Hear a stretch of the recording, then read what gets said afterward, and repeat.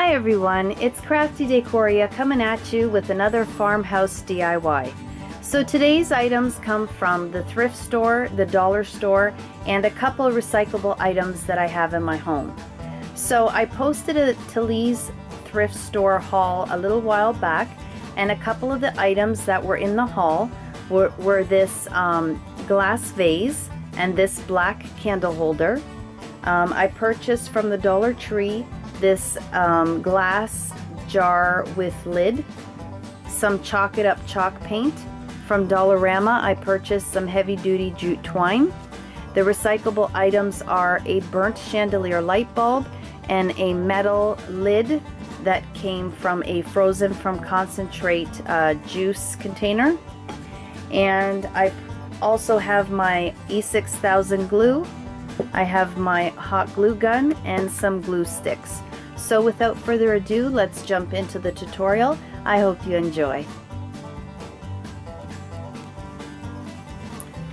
Okay, so now with this next part, what I did, I already went ahead and did it just because I wanted to allow the piece to dry so that I could continue working on it today and get the video up. But all I did was I took my candle holder and I applied my E6000 glue to the top, and then I turned the glass vase upside down and then placed the candle holder to the glass vase, and I let that dry overnight, but it's recommended 12 to 24 hours. So once you have that step done, you then turn your piece around, and it already looks really nice just like this, but we're going to step it up a notch. So what we're going to do now is we are going to take our glass jar with its lid that I purchased from the Dollar Tree, and this is going to be our lid for our Apothecary jar. So when we place it on top, you'll notice that it doesn't sit nice in place. It moves around a lot because it is rounded and it is glass on glass. So what we want to do is secure this top piece so that it sits nicely and it's not going to move around like that. And the way we are going to do that is we are going to take our jute twine and we are going to now you can measure yours, because of course if you do find your vase at a thrift store or if you buy one, they're all different sizes, and so you just want to make sure that yours fits into the top of your vase. And also when you do place it in there, you want to measure out pretty much where you're going to begin your jute twine. So in my case, I will begin mine on the very first lip at the bottom of this glass jar. So I'm just going to take my hot glue gun and I'm going to apply my jute twine, and then I will continue wrapping until I have covered the bottom of this glass jar. And once you've done that, it will look like this.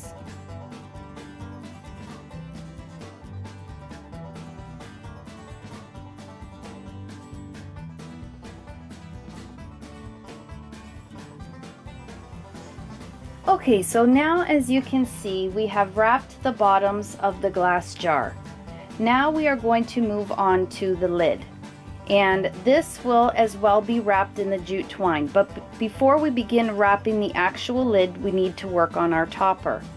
And what I'm using for that is my burnt chandelier light bulb and again some jute twine. And all you're going to do is apply some hot glue to the top, then just roll up some of the jute twine just a little bit and then place it on top of that glue. And then you want to firmly hold it in place until it sets.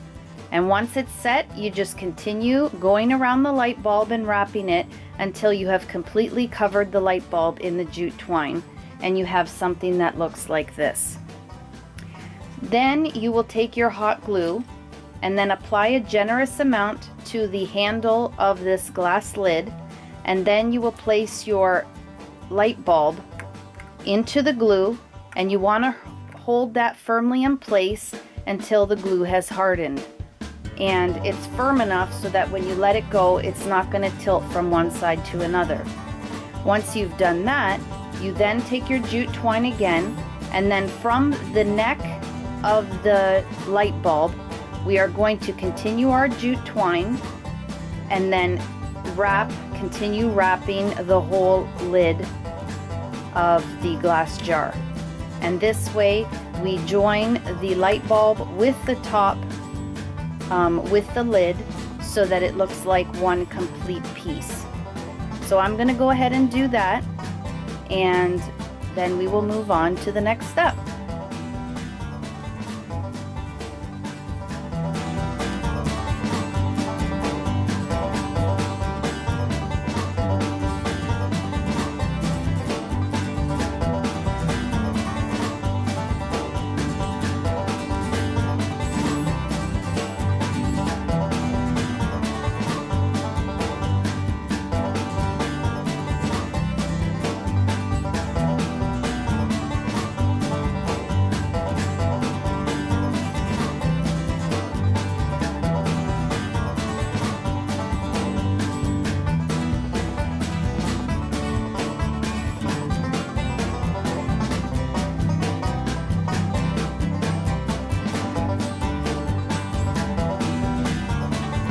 Okay, so now the next thing we are going to do is we are going to work on our metal lid. And what I'm going to do is take my Chalk It Up chalk paint from the Dollar Tree, and I am just going to apply it to the lid. Now I am going to paint the front and the back just because I think that it'll look more finished that way. And I will give both front and back about 2 to 3 coats.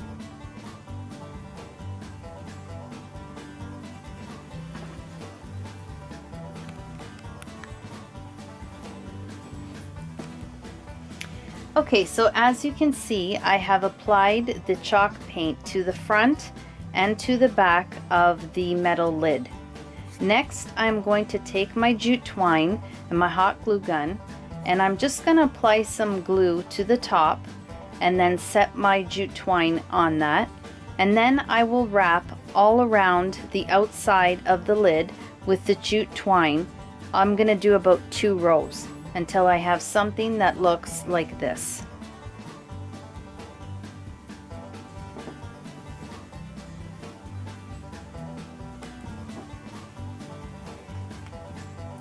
Okay, so now moving on, we are going to make our braided jute twine rope to glue onto our lid so that we can hang it around the neck of the vase or our apothecary jar. So what you're going to do is you're going to roughly eyeball the length that you will be cutting. Now I recommend just cutting some extra because you don't want it to be short, and when you are making the braid and you tie the knots at both ends, that does take up a bit of jute twine. So just make it extra long, and then before you tie off your second knot, you can just remeasure it again and then get a more accurate measurement. So you will cut 3 lengths the same, and then at one end you will tie a knot. Then you're going to want to braid your jute twine. So once you've braided it, then like I said, just remeasure it around the neck of the vase to make sure that you get a good measurement so that it'll be hanging really nice. Not too high, not too low, sort of centered in the middle. And then you will again tie your knot at the end of the rope, and you'll have something like this.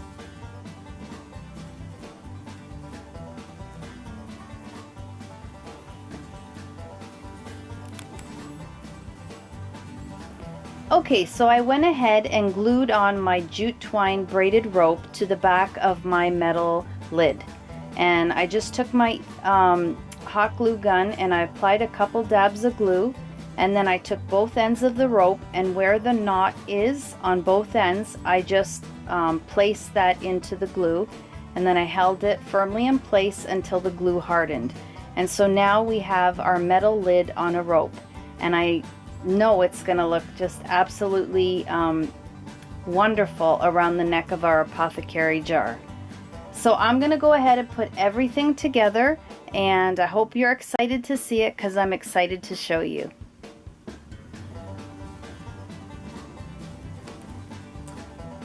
Okay everyone, so here they are, the apothecary jars, and I just love how these turned out. I love them because to me this is like having a 2-in-1 DIY again.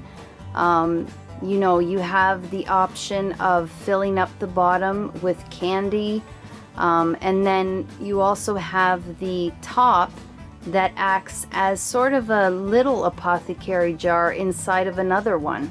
And I decided to just add a couple of little tea light candles to the top of this. But I mean, you could also reverse this around and have the candy on the top and then have a candle on the bottom.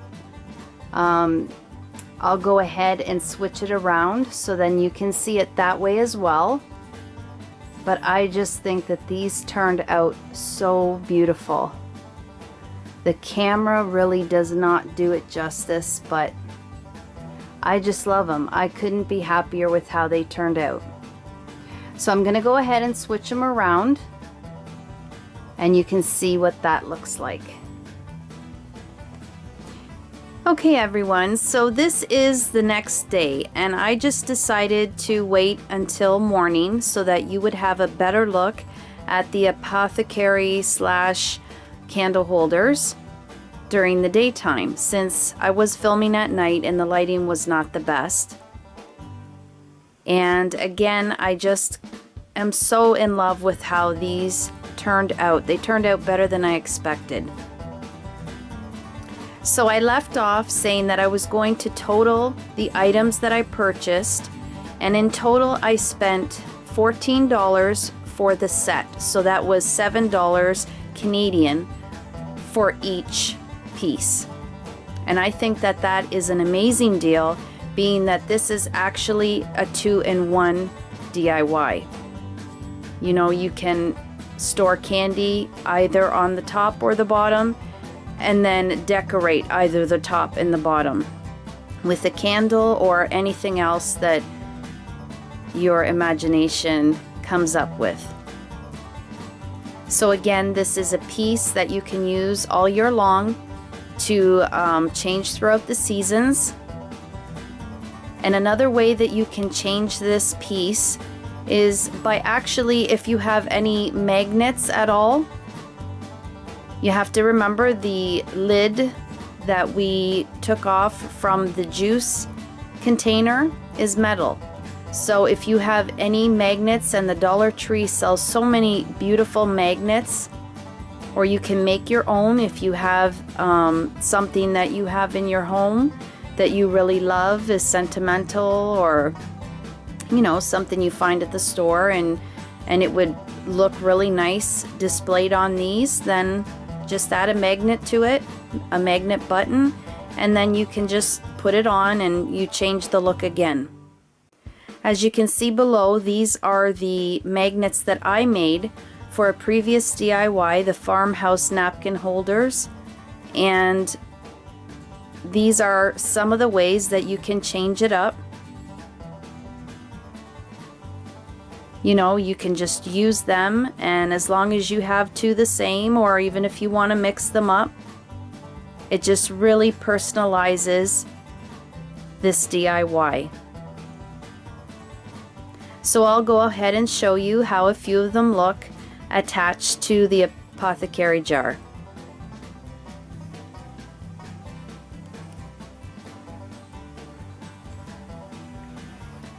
Okay, so one of the ones I made was the heart, so this would be so pretty for a really romantic dinner. Just like that. You can make a couple of them. Or again, as I said, if you're using the napkin ring holders, then you could just make an extra set and then just place them on your apothecary jars. How cute does that look?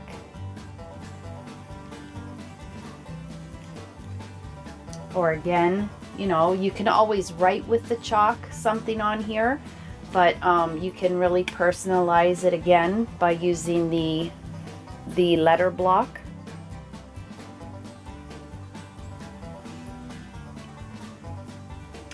And then as well, one of my favorite ones was the snowflake that lights up. And this would just add some more light and flashiness to your apothecary jar. And then the last one I had was the picture frame, and this would be really cute, you know, to place a family friend or loved one, or even your pet's pictures in there. Or, you know, you could print out a little quote, a Bible quote, or one of your favorite sayings, and, you know, place that in there as well. And it just always changes up the look of this piece.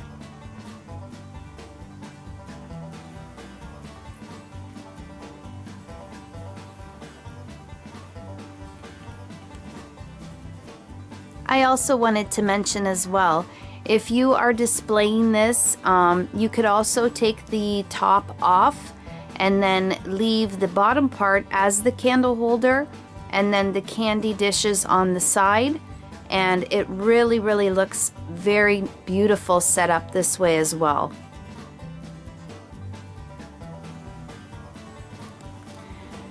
Okay everyone, so that will conclude our DIY for today. I really hope that you enjoyed this DIY.